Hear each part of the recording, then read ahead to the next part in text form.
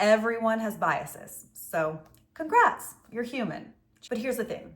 As future therapists, noticing and confronting these biases isn't optional. It's part of the job. It's uncomfortable, it's humbling, and sometimes a little terrifying. I'm Gabriella, therapist in training, sharing my grad school journey to engage, empower, and educate. In this episode, I'm breaking down why facing biases is critical for therapists in training, what it looks like in practice, and how this work won't just make us better therapists, but better humans.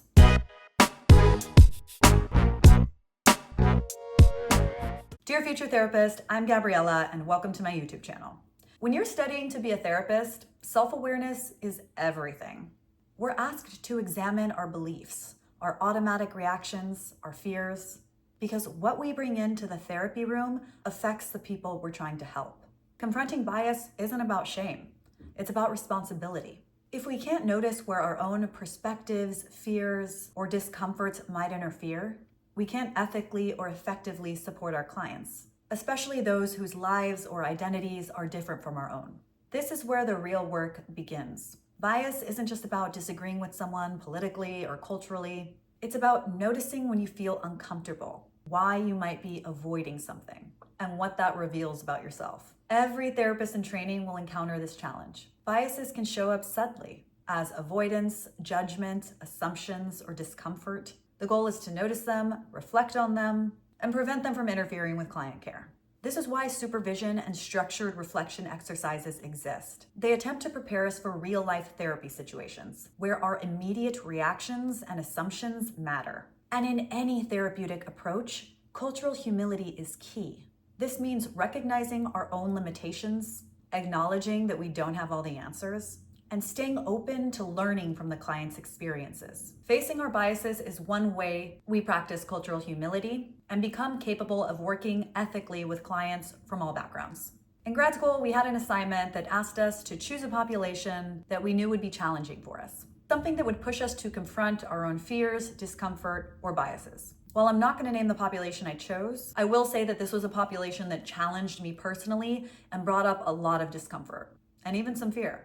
But for the sake of this example, let's say the population was people who wear purple overalls. People with purple overalls are not a group that I dislike, but it was one that aroused fear and discomfort, so that's why I chose this group. The assignment required me to engage with this population. First, I had to research evidence-based academic journals on how to work with people with purple overalls in a therapeutic setting. I learned about the challenges they face, personally, professionally, systemically. Then I had to spend time in environments with purple overalls people. This forced me to interact with them and understand more about their day-to-day experiences. Finally, I had to interview purple overalls people. This part was especially revealing. It forced me to set my discomfort aside entirely and get curious. I learned about their fears, vulnerabilities, unique perspectives.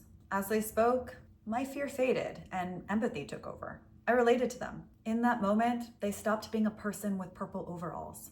They were just a person. The assignment showed me that when we engage with people with intention and curiosity, we're more capable of moving through our own discomfort to fully hold space for someone else's. And this stuff isn't just for future therapists. It matters in all of our daily interactions.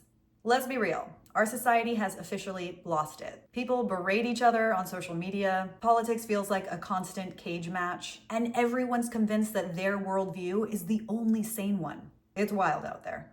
When we take the time to notice our own biases, when we actually sit with the uncomfortable feeling instead of scrolling past it or leaving a nasty comment, we're practicing a skill most people never even attempt. And these skills spill into your daily life, like how we interact at family dinners and group projects. And yes, with a neighbor who insists on turning their lawn into a political billboard. I see you, Gary. So how do we actually do this work? Especially if we're not in grad school training to be a therapist. There are safe and practical ways to notice and reflect on our own bias and approach them in a way that's intentional and respectful. 1, notice your reactions. Discomfort, judgment, or avoidance is a sign that something's showing up for you.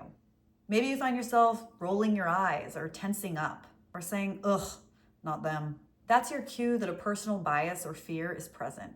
Simply noticing it is a crucial first step, and you don't even have to act on it yet. Just be aware. 2, reflect. Once you notice a reaction, pause and ask yourself some questions. What exactly am I feeling about the purple overalls people? Is it fear, discomfort, judgment, or something else? Where could this reaction be coming from? Past experiences, cultural conditioning, personal fears? How might this reaction influence how I'd interact with someone from this community? What assumptions am I making about this population? And are they based on fact or something I've internalized? Reflection can take a lot of different forms. Journaling, talking with a mentor, discussing in supervision, or even just sitting quietly and examining your thoughts. The key is curiosity without self-judgment. Number 3 is incremental and safe exposure.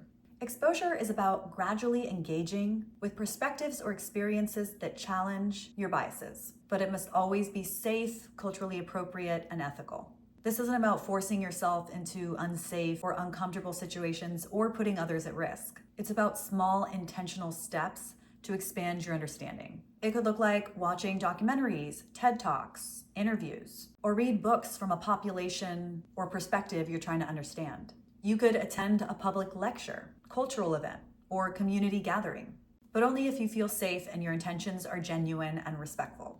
As therapists, you can study peer-reviewed articles or professional literature about working with this population. And lastly, something I really enjoy doing in my free time is listening to personal stories on podcasts, following social media content creators, or reading memoirs from members of the community.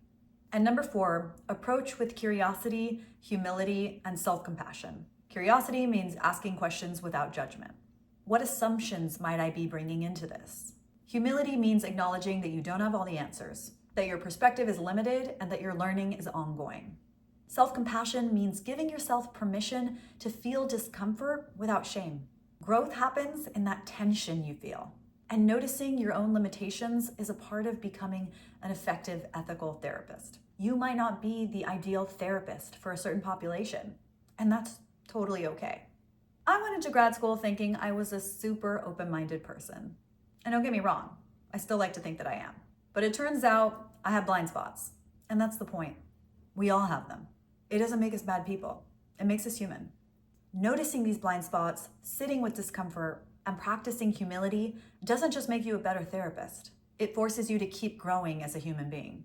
Do you think anything would change in our culture if maybe we all got a little bit better about noticing our own biases? Why or why not? Dear future therapists, thanks for watching, and I'll see you in our next session.